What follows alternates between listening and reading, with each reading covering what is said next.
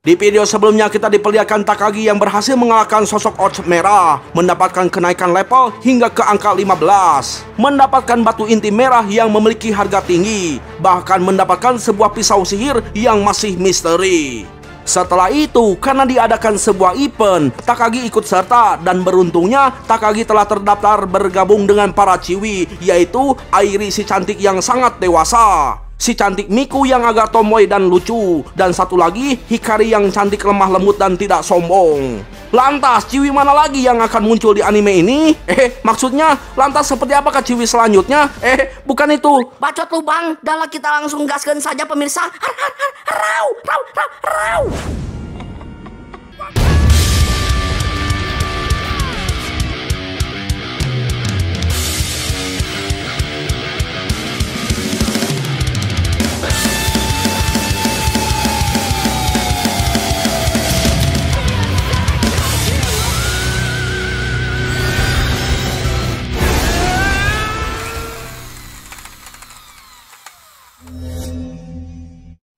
Ya, sebelum kita lanjut, kita diperlihatkan dulu mimpi dari Katsuragi, yang dimana ketika kecil, sang ayah pernah berjanji akan pulang malam dan akan mengajak Katsuragi untuk makan malam bersama-sama.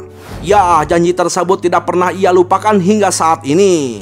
Nah, ketika berangkat sekolah, Katsuragi melirik ke arah rumah Takagi sambil bergumam. Sibuk apa ya Takagi saat ini? Apakah sibuk latihan nari atau olahraga?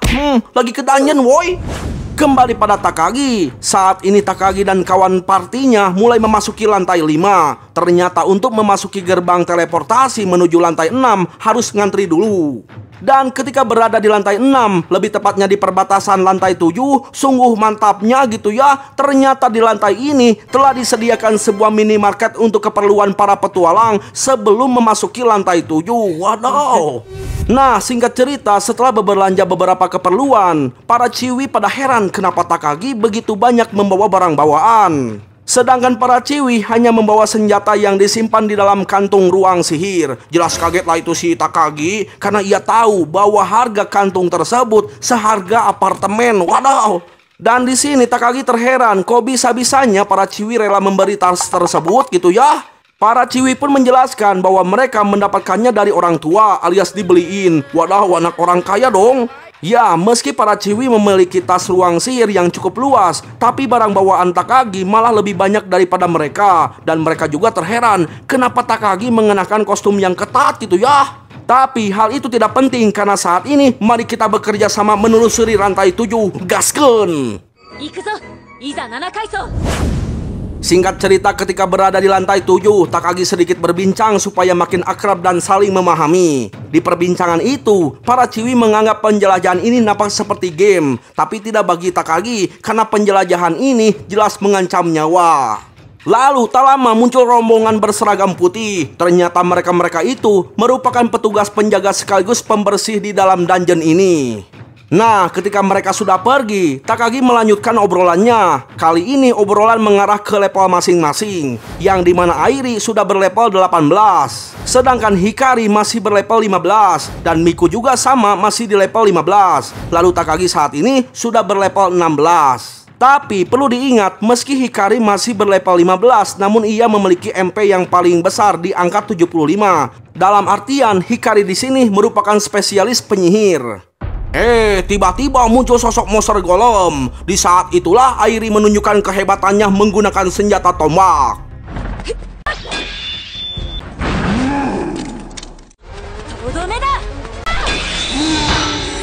Jelas di sini Takagi merasa kagum. Ternyata ciwi secantik Airi hebat juga ya.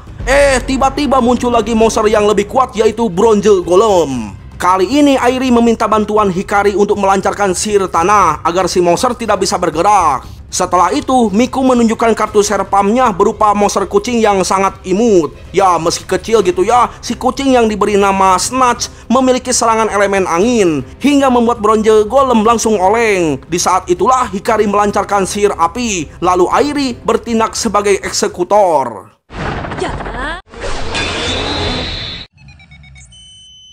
Dikira sudah selesai, ternyata muncul lagi monster yang lebih kuat berupa Iron Golem. Ya, serangan Airi pun tidak mempan sedikit pun, apalagi serangan Takagi. Bahkan serangan Snatch dan serangan sihir dari Hikari juga tidak mempan.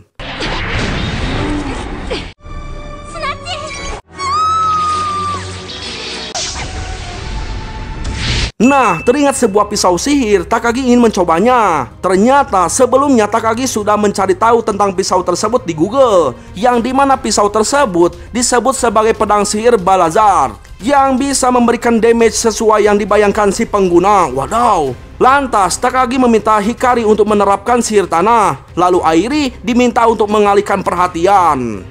Nah, ketika ada kesempatan, barulah Takagi menyerang si monster dengan pisau tersebut dari belakang dan boom. Wadaw, ternyata kecil-kecil berdamage juga ya teman-teman. Ya, yatta. Kaito-san, sugoi no desu. Singkat cerita, setelah selesai berburu di dalam dungeon, Takagi berkumpul makan bersama para ciwi-ciwi. Di sini Takagi banyak mendapatkan pujian. Dan mereka baru tahu ternyata monster bisa menjatuhkan item berupa senjata. Alhasil para ciwi tertarik dengan Takagi yang nampak penuh dengan pengalaman. Dan mereka ingin menjadikan Takagi sebagai rekan party agar bisa menembus lantai 11. Dan perlu diingat, setiap kelipatan lantai 5 terdapat gerbang teleportasi. Tapi Takagi terlihat bimbang, itu karena sebenarnya Takagi sudah memiliki party yaitu dewa dan setan. Takagi di sini nggak bisa jujur, karena jika jujur bersama dua bocil ciwi gitu ya, Takagi akan auto ditangkap FBI. Waduh.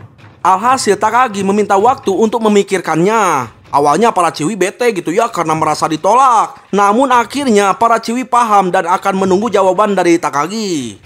Nah, perlu kita ingat, di dalam pembicaraan ini, mereka membicarakan soal kartu serpam milik Miku. Ternyata, serpam yang muncul tidak bisa dilihat oleh kamera pengawas. Oh begitu bang, aman dong bang. Ya sih, aman.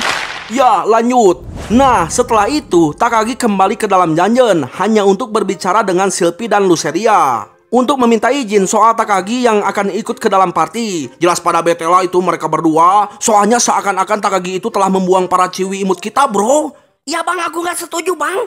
Mending jangan party aja bang, kasihan si Silpy sama Luceria bang. Iya bener tuh. Nah, di sini Luceria marah karena Takagi dari kemarin kagak memanggil mereka berdua. Hal tersebut sudah menjadi bukti bahwa Takagi mulai lupa alias kagak butuh. Waduh, jadi bingung lah itu si Takagi harus ngomong apa gitu ya. Silpy yang baik hati juga ikut komplain loh, karena bertiga saja udah cukup, nggak usah cari yang lain gitu ya. Dan Silpy nggak mau memperpanjang pembicaraan ini. Intinya Silpy nggak mau titik, nggak pakai koma. Lah ini si Luceria malah cemburu lagi tuh. Kenapa Takagi memanggil Silpy dengan nama panggilan Sil, sedangkan ia tidak gitu ya. Waduh, ribet amat ya kalau punya dua ciwi, mending satu saja dah. Apaan sih bang? Enggak. Ya pokoknya mah Luceria pengen dipanggil nama panggilan. Alhasil Luceria kini dipanggil Luce. Tapi gimana soal party? Ya mereka berdua nggak mau dengar dan langsung pergi begitu saja. Party. Esok harinya ketika berangkat sekolah, Katsuragi bertanya, kemarin Takagi sibuk apa? Latihan olahraga atau mungkin latihan dansa? Ya, intinya dari pembicaraan ini, Katsuragi sebenarnya meminta Takagi untuk menemaninya berbelanja di hari libur. Jelas nggak bisa nolak lah, masa ditolak sih, lebar tuh ah. Nah, setelah Katsuragi pergi, kedua CS langsung datang menyindir Takagi yang akan berkencan. Cie mau kencan nih. Tiba-tiba mereka penasaran soal event dungeon. Takagi bilang bahwa ia telah ikut party bersama para ciwi. Jelas langsung irilah mereka berdua. Bahkan jadi tertarik ingin kembali menjadi petualang, karena mereka tidak menyangka ada ciwi yang jadi petualang. Waduh, jomblo sejati ternyata. Singkat cerita, hari libur pun telah tiba. Takagi dan Katsuragi berangkat bersama menuju mall. Tiba-tiba Takagi malah bengong menonton siaran film drama petualang. Sambil tersenyum, Katsuragi bilang bahwa untuk saat ini lupakan dulu soal dungeon. Nah, ketika berjalan berdua, terlihat Katsuragi sangat senang karena terakhir mereka main yaitu ketika kecil bertiga dengan sang ayah. Namun kali ini mereka cuma berdua. Singkat cerita, Katsuragi meminta pendapat mengenai baju yang ia pakai. Yang ini cantik enggak? Wow, cantik banget. Lalu bagaimana yang ini? Wadaw, cantik banget. Terus kalau yang ini gimana? Wadaw, cantik banget. Langsung komplain lah itu si Katsuragi karena Takagi berulang-ulang mengatakan kata yang sama gitu ya. Jadi gini bro, sebenarnya Katsuragi ingin tahu pendapat Takagi baju mana yang bagus. Hayo we, ngomong cantik. Yang akhirnya Katsuragi membeli baju yang ada pitanya karena dibilang bagus yang itu gitu ya. Di sebuah taman, entah kenapa Katsuragi begitu cantik di mata Takagi dan kelakuannya itu sangat lucu untuk dipandang. Setelah itu mereka berdua naik perahu bersama. Menurut Takagi, situasi ini nampak seperti sedang berkencan. Tiba-tiba Katsuragi mengungkapkan bahwa Takagi itu terlihat lebih kuat dan gagah. Oh jelas dong. Dan di sini Katsuragi berharap bisa main berdua lagi sambil menghirup udara segar yang kimochi.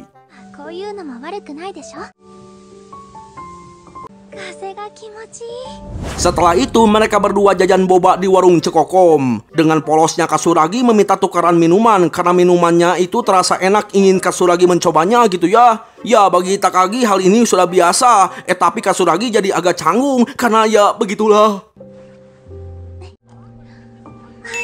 Nah, ketika akan pulang, Katsuragi begitu heran melihat Takagi yang selalu serius ketika ada siaran acara drama petualang.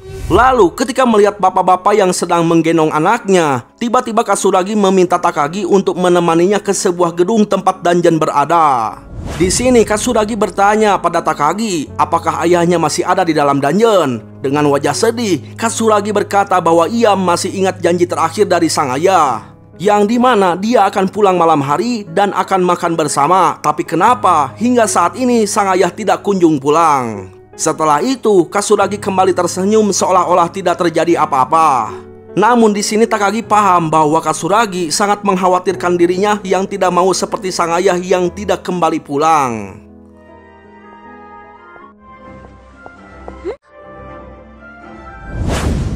Ya, lanjut. Kali ini Takagi kembali ke dalam dungeon lantai 7 bersama Luce dan Seal. Takagi menunjukkan skill barunya, yaitu pedang sihir yang digabung dengan sihir es menjadi pedang es yang sangat kuat. Silpi di sini sangat senang melihat tuannya jadi makin kuat. Tapi Luce cemburu karena Takagi kuat akibat bertemu para ciwi di dalam party kemarin. Waduh, si Silpi jadi ikut-ikutan ngambek tuh. Sontak saja Silpi bilang, emang kami kurang apa? Kok bisa Takagi memilih ingin berparty dengan mereka sih? Sementara Luce sangat marah ingin membakar Takagi karena ia sudah lama tidak diberi makan. Waduh, sontaklah Takagi berjanji akan memberi makan meski berparti dengan orang lain. Alhasil amarah Luce langsung mereda. Tapi di sini Silpi baik loh mengizinkan Takagi berparti dengan orang lain jika memang itu keputusan yang terbaik itu.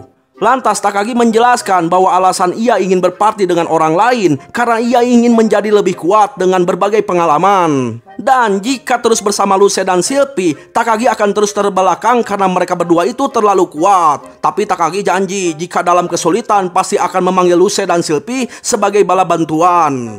Nah, di sini Takagi memberitahu bahwa untuk sementara waktu ia akan berparti dengan Airi dan kawan-kawan hingga akhir pekan saja. Malam harinya ketika di kamar, Takagi nampak ragu alias canggung gitu ya mau nelpon Airi. Secara ia kan cewek. Tiba-tiba Katsuragi menelpon. Bikin kaget saja. Ya, Takagi di sini terheran kenapa Katsuragi tiba-tiba menelpon malam-malam. Katanya masih ya ingin berbincang sebentar. Nah, kebetulan sekali Takagi meminta saran bagaimana cara menghilangkan rasa gugup. Katsuragi pun memberitahu bahwa ketika ia kecil pada saat akan pentas piano, sang ayah memijat pipinya supaya tidak gugup gitu ya.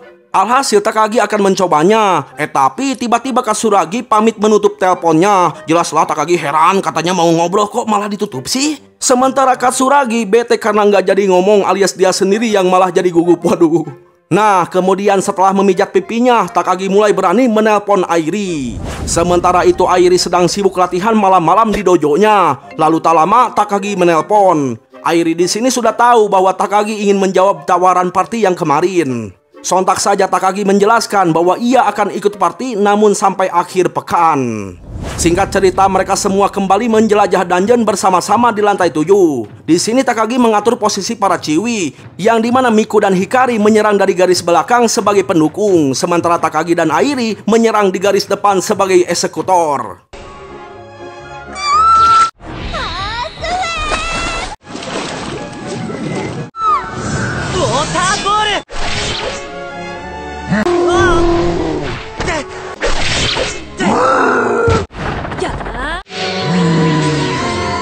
Ya, jelas di sini para Chiwi begitu kagum ternyata Takagi memiliki semacam sihir dan tindakan arahan dari Takagi begitu tepat seperti sudah terbiasa berparti. Waduh, jadi canggung lah itu si Takagi ya, gak mau jujur soal kedua serpamnya gitu ya. Alhasil Takagi mengalihkan pembicaraan memuji Airi yang sangat hebat menggunakan senjata tombak. Lalu karena Salatri sudah mulai melanda gitu ya, mereka memilih beristirahat dan makan bento bersama-sama layaknya seperti sedang piknik. Singkat cerita, ketika di kamar, Takagi begitu kagum pada para Chiwi yang nampak asik makan bento layaknya sedang piknik gitu ya. Namun hal itu tidak penting karena yang paling penting saat ini, besok mereka semua berencana akan menjelajahi lantai lebih dalam, yaitu lantai 8.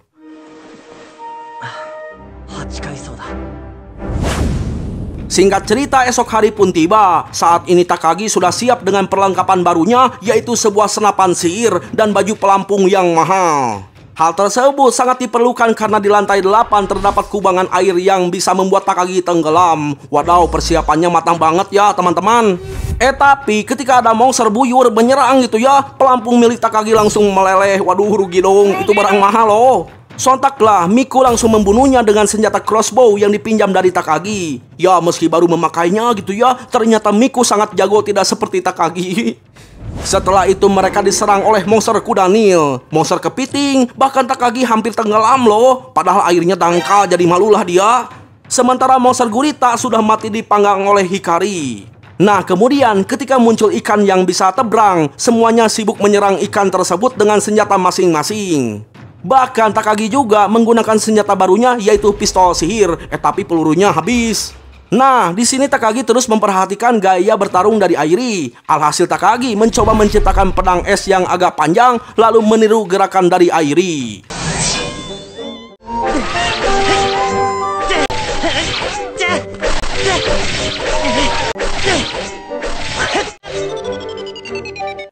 Tapi tanpa sadar Takagi telah menghabiskan seluruh MP. Alhasil Takagi mulai leles tuur lalu jatuh pingsan. Singkat cerita, ketika terbangun Takagi langsung terkejut karena tidur di pangkuan Airi. Wadaw, dapat untung dong. Ya, ternyata MP milik Takagi kembali pulih berkat item potion sihir dari Airi. Jelas Takagi merasa nggak enak gitu ya karena memakai item sihir milik orang lain. Ya, Airi bilang itu tidak masalah, kita kan plan jadi harus saling menolong.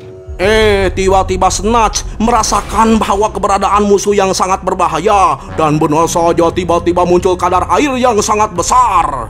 Ya, dirasa monster tersebut sangat berbahaya gitu ya. Mereka semua memilih untuk kabur. Si monster pun terus mengejar sehingga terjadi gempa dan puing-puing batu menutupi jalan keluar. Alhasil mau tak mau mereka semua harus mengalahkan monster tersebut. Lagi-lagi Takagi bertindak layaknya seperti ketua party, meminta Miku dan Hikari untuk menyerang dari jarak jauh. Namun sayang, semua serangan mereka berdua itu tidak berpengaruh sedikit pun. Bahkan serangan Takagi hanya memiliki damage yang kecil. Waduh, gimana dong? Sementara itu Airi berusaha menyerang menaiki panggung si monster, lalu menancapkan tombaknya tepat di atas kepala si kadal. Namun sayang damage-nya itu terlalu kecil, sehingga Airi terlempar jauh membuatnya kesakitan tak mampu berdiri. Ya, di sini Takagi kebingungan harus berbuat apa. Sementara si kadal mulai meraung menakuti para Chiwi. Lantas Takagi berpikiran ingin memanggil kedua Chiwinya. Namun ia sudah berjanji akan menyelesaikan party ini sampai akhir pekan. Akan tetapi karena situasinya itu sangat mencekam gitu ya, Takagi tidak mau berpikir panjang, langsung memanggil kedua Chiwi OP kita. Shokan!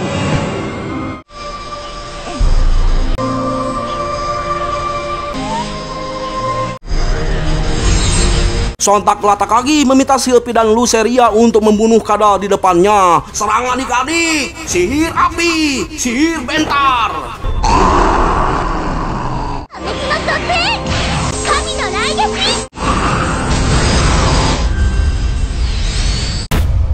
Wadaw, hanya dengan sekali serang langsung musnah ternyata. Ya, Silpi di sini sangat mengkhawatirkan tuannya. Tapi Luce malah nampak bete karena Takagi didampingi para Chiwi. Sontak saja Miku begitu gemes sama si Silpi yang sangat imut. Sementara Hikari gemes pengen megang rambut Luce yang hitam bagaikan iblis. Tapi nggak boleh pegang. Judes amat sih ini. Tapi Hikari kekeh pengen megang, langsung diizinkan lah. Jadi kesetanan tuh si Hikari. Sementara Airi masih menahan diri berbincang dengan Takagi. Ya, Airi di sini tidak menyangka Takagi memiliki dua serpam yang hebat luar binasa meski masih bocil. Nah, sebagai silaturahmi, para ciwi ingin merayakan pertemanan baru ini dengan mandi bersama-sama di pemandian air hangat di dalam dungeon ini. Setuju bang, ayo mandi bang. Apaan sih? Malu-maluin aja lu. Nah, ketika sedang mandi bersama, Miku dan Hikari nggak bisa nahan diri memeluk kedua bocil yang terlalu imut dan hebat. Sedangkan Airi masih menahan diri, namun karena sudah nggak kuat gitu ya, langsung ikut memeluk kedua bocil imut. Sementara itu di ruang lain, Takagi mandi bersama Snatch sambil mendengarkan para ciwi yang begitu berisik.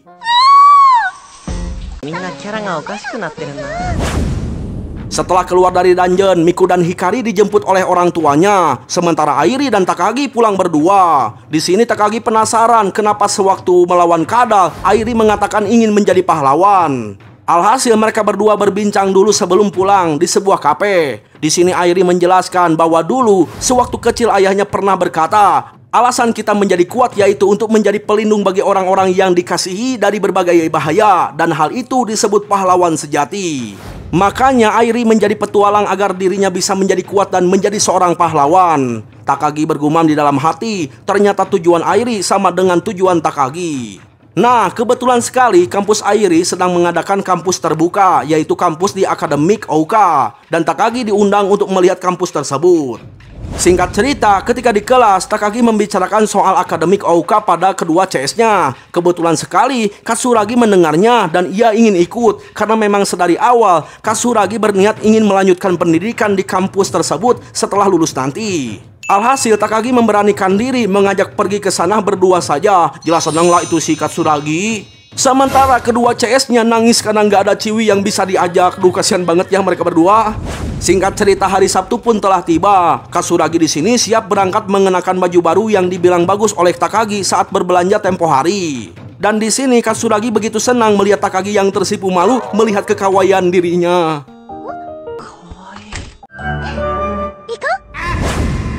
Singkat cerita, mereka berdua berangkat menggunakan kereta umum. Hei, Takagi duduknya jangan jauh-jauh, kayak orang lain saja.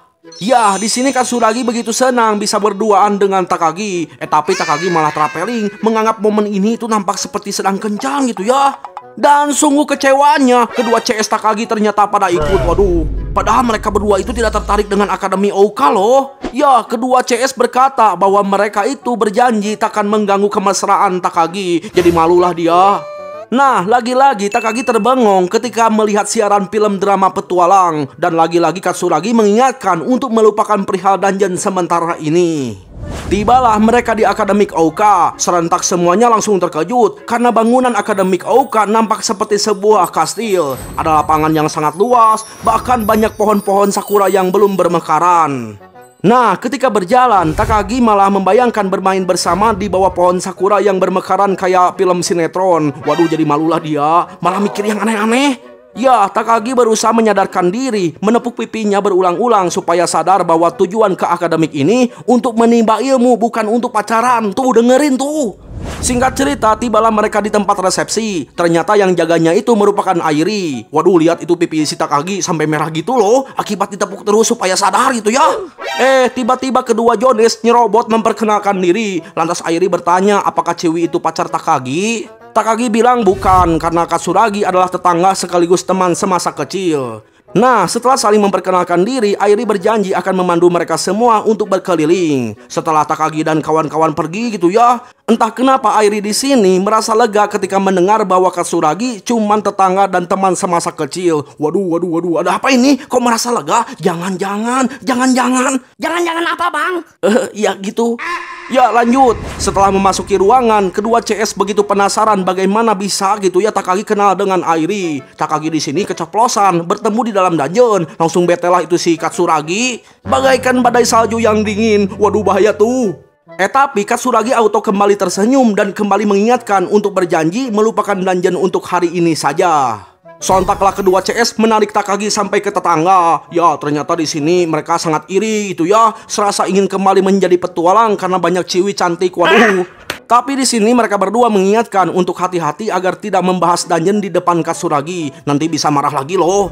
Nah, setelah itu mereka kembali berkumpul melihat ruang auditorium yang begitu megah dan memiliki peralatan yang mewah. Bukan hanya itu, ternyata Akademik Ouka terdapat banyak ekskul. Tiba-tiba Takagi keceplosan bilang mirip dengan dungeon. Untungnya langsung dibungkam oleh kedua CS-nya gitu ya. Waduh, aman. Serius aman, Bang? Ya nggak tahu kok, tanya saya. Ya lanjut. Setelah berkeliling, mereka beristirahat di sebuah taman. Ya, mereka semua begitu takjub dengan akademik ini yang begitu luas dan komplit. Jadinya pengen buru-buru lulus lalu sekolah di sini gitu ya. Tapi mereka nggak yakin bisa memiliki nilai yang bisa diterima di akademik ini. Meski begitu, Takagi bertekad akan berusaha belajar dengan giat supaya bisa berduaan dengan Katsuragi. Bukan maksudnya supaya bisa diterima di akademik ini dan berduaan sama Katsuragi. Sama aja dong, Bang. Iya sih, sama aja ya. Tapi bro, bisa saja Takagi masuk ke akademik ini dengan nilai tinggi. Masalahnya, apakah orang tua Takagi sanggup membayar bersekolah di akademik Ouka? Dengan lantangnya, Takagi bilang akan berusaha mencari nafkah di dalam dungeon. Waduh, hampir keceplosan lagi tuh. Ya, untungnya Takagi pintar ngeles, bilang pada Katsuragi bahwa ia akan mencari kerja paruh waktu. Ketika angin sepoi-sepoi berhembus, Takagi kembali membayangkan berduaan bersama Takagi di taman ini. Waduh, belum juga masuk udah kemana aja pikirannya ya. Lalu tak lama Miku dan Hikari datang menyapa. Jelas Takagi heran kenapa mereka datang ke sini. Kan mereka itu masih kelas 2 SMA. Ya, mereka bilang cuman penasaran saja dan punya waktu senggang. Oh, begitu ternyata. Lantas, kedua Jones langsung memperkenalkan diri. Sementara Katsuragi begitu bete karena dibilang cuman teman semasa kecil. Waduh, mulai ada cemburu nih. Nah, ketika Katsuragi bertanya siapa mereka, Takagi bingung harus bilang apa karena ia nggak bisa jujur. Dengan polosnya para Ciwi bilang bahwa mereka merupakan teman party di dalam dungeon. Langsung dingin lagi lah itu si Katsuragi. Dan kocaknya, Hikari bertanya kenapa Takagi mukanya begitu pucat. Waduh. Namun beruntungnya suasana menjadi cair ketika Airi datang dan akan memandu semuanya untuk berkeliling. Selamat deh. Tapi sebelum itu Airi mengajak semuanya untuk makan bersama di kantin. Ya, semuanya nampak senang karena ternyata akademik ini menyediakan makanan yang terlihat mewah seperti makanan di kafe. Bahkan dibanderol dengan harga yang murah sesuai kantong para siswa. Bukan hanya itu, rasanya juga sangat enak loh. Enaknya. Nah, perlu kita ingat, minuman di sini disediakan secara gratis. Wadaw, jadi mau sekolah di sini ya? Enak banget deh kayaknya ya. Di Konoha ada nggak ya sekolah yang kayak gini?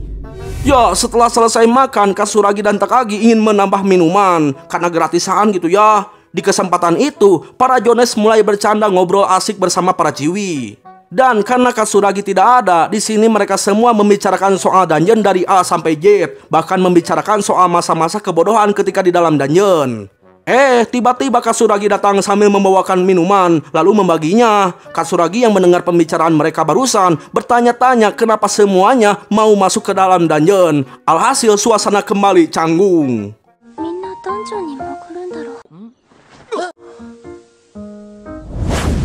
Setelah itu mereka kembali berkeliling. Kali ini Airi menunjukkan kolam renang yang begitu luas.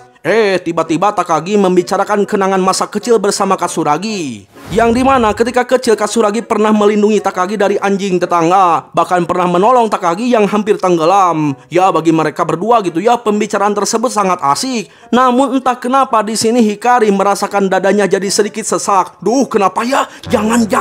Jangan apa sih, Bang? Halah, bocil nggak usah tahu. Ya, lanjut. Kali ini Airi membawa mereka semua untuk melihat lapangan olahraga yang begitu luas. Entah kenapa di sini Hikari melamun sambil memandangi punggung Takagi dan tiba-tiba ia terpeleset. Di saat itu Takagi gercep menangkap Hikari. Waduh, mukanya jadi merah tuh. Sementara yang lainnya begitu heran melihat gerakan Takagi yang begitu luar biasa. Tapi digendongnya kelamaan tuh. Jadi malu deh. Jelas makin kesem-sem lah itu si Hikari. Tiba-tiba lagi ada bola nyasar menuju Miku. Di saat itu juga Takagi gercep mengsalto hingga gol ke dalam gawang. Wadaw, jadi OP banget nih si Takagi ya. Ya, Takagi di sini pun terheran apakah ini hasil dari dungeon. Sementara para Ciwi jadi semakin kesem-sem karena diselamatkan oleh Takagi layaknya pahlawan. Wadaw. Sementara itu kedua Jones begitu iri melihat Takagi yang nampak seperti pahlawan di depan Ciwi. Lalu bagaimana dengan Katsuragi? Ya, lanjut. Kali ini Airi mengajak semuanya ke dojo. Airi di sini mempertunjukkan bela diri menggunakan tombak. Takagi yang melihatnya pun begitu antusias. Dan entah kenapa ketika Takagi memuji, hati Airi menjadi ser-seran seperti ada sesuatu gitu ya. Waduh, jangan-jangan. Jangan-jangan apa sih bang? Gak jelas lu bang. Halah bersik lu. Bocil mah diem aja. Bang gue udah dewasa bang. Udah lebih dari 3 lembar bang. Nah, karena hari sudah mulai gelap, mereka semua berpamitan untuk pulang. Tapi sebelum itu, mereka bertukar nomor kontak. Para Jones ikut-ikutan pengen tukar kontak tuh. Untungnya para Ciwi baik hati.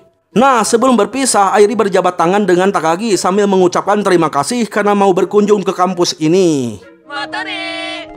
Mata asta.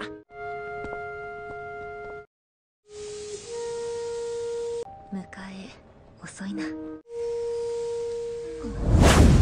Nah, ketika di dalam kereta, kedua CS Takagi begitu antusias membicarakan tipe Ciwi mereka, yaitu Airi, tapi Miku juga lucu, apalagi Hikari. Dan hal yang digawatkan di sini mereka membahas soal dungeon dan mereka ingin kembali menjadi petualang. Waduh, si Katsuragi dengar tuh. Untungnya Katsuragi bilang terserah sambil tersenyum. Namun gimana ya, rasanya itu dingin banget loh.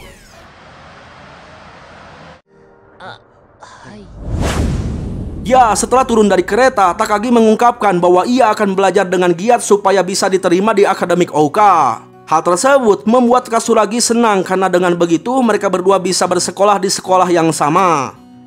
Tiba-tiba Katsuragi penasaran, Ciwi seperti apa yang Takagi suka? Jelas Takagi bingung lah harus jawab apa. Yang pasti Takagi bilang bahwa ia akan memberitahu suatu saat nanti. Tapi tiba-tiba Katsuragi bete. Kenapa Takagi begitu akrab dengan Ciwi lain? Apalagi Takagi memanggil mereka dengan nama depan, sedangkan Katsuragi malah dipanggil nama belakang. Langsung pulang duluan lah itu si Katsuragi ya. Jelas di sini Takagi heran, ada apa ini kok Katsuragi marah ya? Nah, ketika sedang mandi, Takagi masih terheran dengan sikap Katsuragi barusan. Apakah Katsuragi sedang cemburu? Waduh, jadi teringat Silpi sama Luce deh. とも怒ってるだろうな。 Ya, segitu dulu bro ceritanya. Duh, anime ini seru juga ya. Bikin greget sumpah deh. Pokoknya anime ini harus kita lanjut sampai akhir. Ya, jadi wesi. Yang artinya halo para pemirsa yang budiman dan baik hati, jangan lupa like dan subscribe-nya ya, supaya Bang Ultranya makin semangat untuk membuat konten-konten terbarunya. Pokoknya mas setiap konten yang ditonton ambil baiknya buang buruknya. Terima kasih telah menonton, sayonara, goodbye. Ingat jangan lupa bahagia ya pemirsa. Kok cepet-cepet aman lo?